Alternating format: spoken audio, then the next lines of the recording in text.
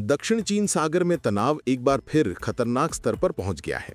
विवादित इलाकों में चीन के दर्जनों जहाजों की अचानक तैनाती ने आशंका बढ़ा दी है कि बीजिंग इस क्षेत्र को किसी बड़े सैन्य टकराव या फिर पूरी तरह युद्ध के लिए तैयार कर रहा है। फिलीपींस की नौसेना ने कहा है कि चीनी जहाजों की यह संख्या और उनका पैटर्न एक आक्रामक सैन्य बिल्डअप जैसा दिख रहा है। उनका कहना है कि ये हालात किसी भी समय क्षेत्रीय संघर्ष को जन्म दे सकते हैं।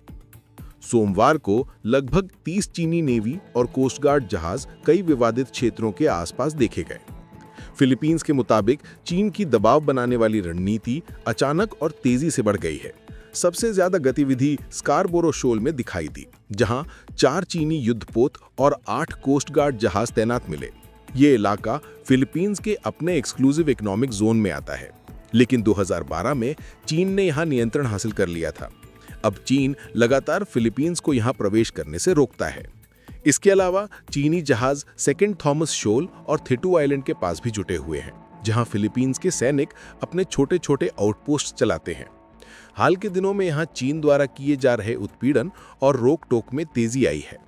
सबीना शोल पर भी एक चीनी युद्धपोत और 5 कोस्ट गार्ड जहाज देखे गए, जो दिखाता है कि चीन क्षेत्र के सबसे अहम समुद्री रास्तों पर अपनी पकड़ बढ़ाने में लगा है। फिलीपींस का मानना है कि ये संख्या तभी कम होगी जब इलाके में पहुंच रहा तूफान चीन की ऑपरेशंस क्षमता को प्रभावित करेगा।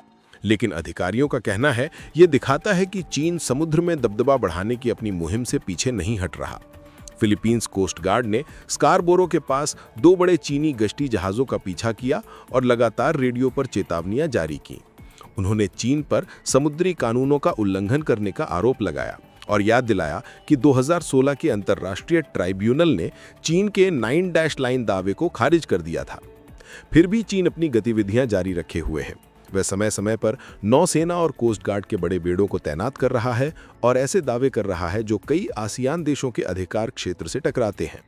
चीनी जहाजों की इस नई लहर को फिलीपींस की इस साल की सबसे बड़ी नौसैन्य कवायद के साथ जोड़ा जा रहा है।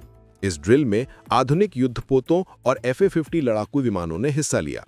करीब 1000 सैनिक और 12 युद्धपोत पगबुगलूडन नाम की इस एक्सरसाइज में शामिल हुए, जिसका मकसद था समुद्री सुरक्षा में मौजूद कमजोरियों की पहचान करना और तीनों सेनाओं के बीच तालमेल बढ़ाना।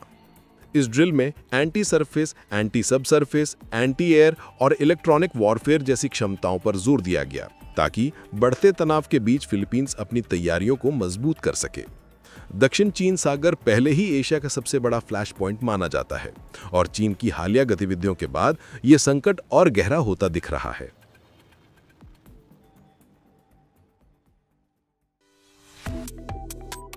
Subscribe to One India and never miss an update. Download the One India app now.